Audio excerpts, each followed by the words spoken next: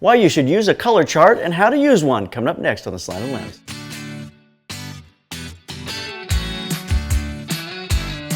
Our business coaching class is going on every single day. People are using those materials to change the direction of their businesses and to grow their businesses. So get to theslantedlens.com and sign up for our business coaching class. Once a month, you get to speak with me. We'll talk about the problems that you're facing. You have the opportunity to mentor together, help you grow your business. So go to theslantedlens.com and sign up for it today.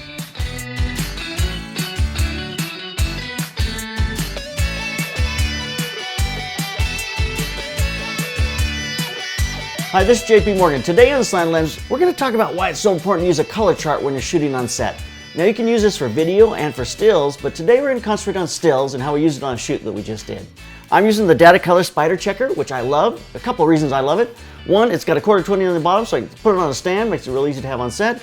And it's got also the 1/4-20, so I can put a little device on the top as well. Come out of there. There you go.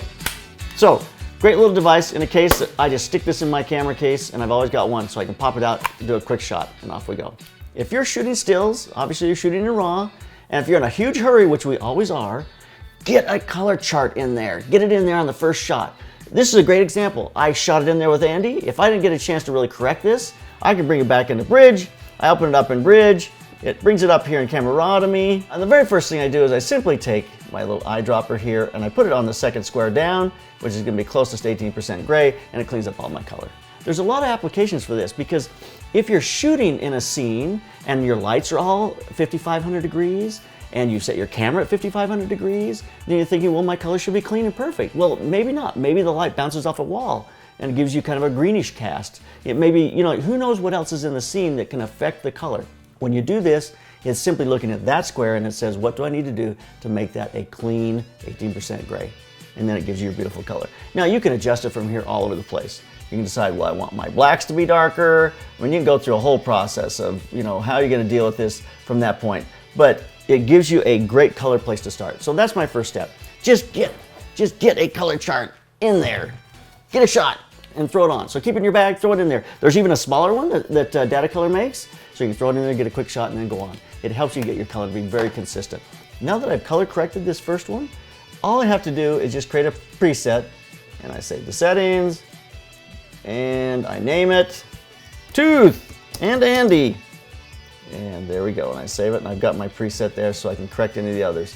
I mean, the reality is I can open all these up at once, I can correct one, I can sync them all together, but that's a whole nother thought.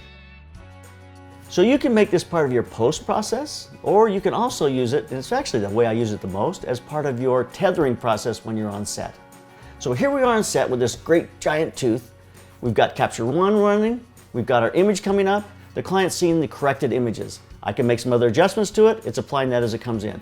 We just throw up that color chart, very first shot you get on that is that gets everything balanced to that, you correct it immediately, and it gives you a smooth color.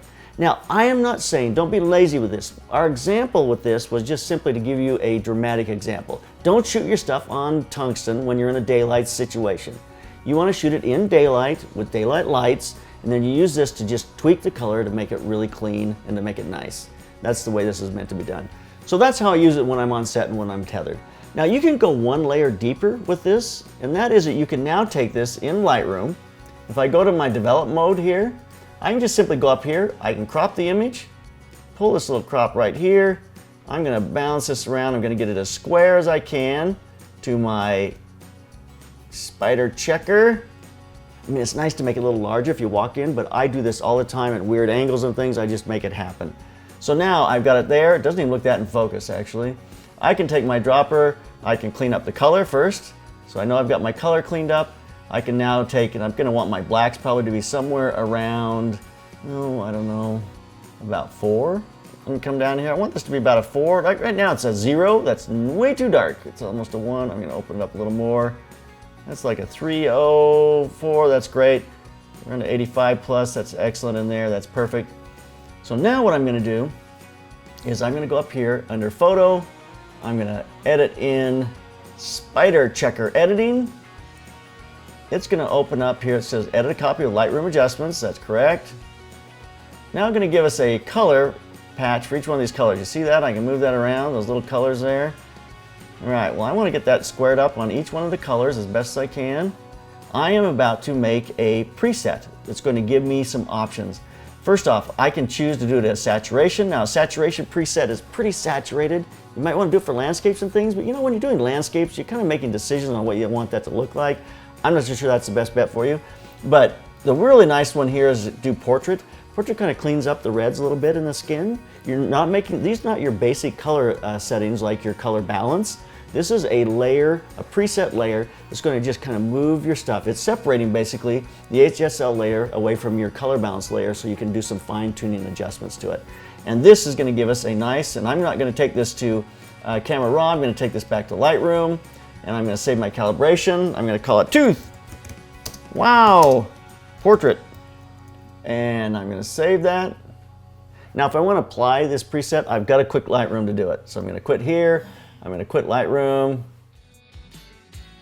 Okay, so now if after I make my adjustments here, I take my eyedropper, I clean up my color, I now can go in here, my presets, and right there's my Tooth Wow, and I apply that Tooth Wow, and it just cleans up the color a little bit.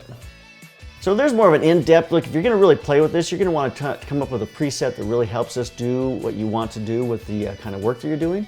You can apply this to different things, like I'm shooting inside on these images, I'm going to be outside on these, and so you want to clean the color up differently. Gives you a lot of different options. And that's really delving in a little deeper in this software and helping to understand a little bit of color. You're separating two different layers of color, be able to apply them differently. You know, we don't always have all the time in the world we want. You don't always have time to get out a color meter. You may be going really fast, but if you get one of these in for one frame, it's going to solve two problems for you. One is, if your color is right and your light is right, but you got some ambient kind of colors in the room, it'll get rid of those tints. Number two is, if you just don't have the time to get out that color meter and get everything dialed right in, this gives you a point to go directly to clean color and to move forward. So it makes it very simple. I love these things. I've used them through my entire career. It's the fastest way I've ever seen to get to clean color. So check it out. Keep those cameras rolling. Keep on clicking. Our Mastering Studio Strobes download was put together to help you overcome the fears that people have getting into the world of strobes. It's going to answer the question of what strobe should I buy? What's best for me? It'll help you understand how to sync them. It'll help you understand what modifiers you should purchase. It's going to help you understand all the questions you need to know to move comfortably into the world of strobes. So go to theslantlens.com where you can download it today.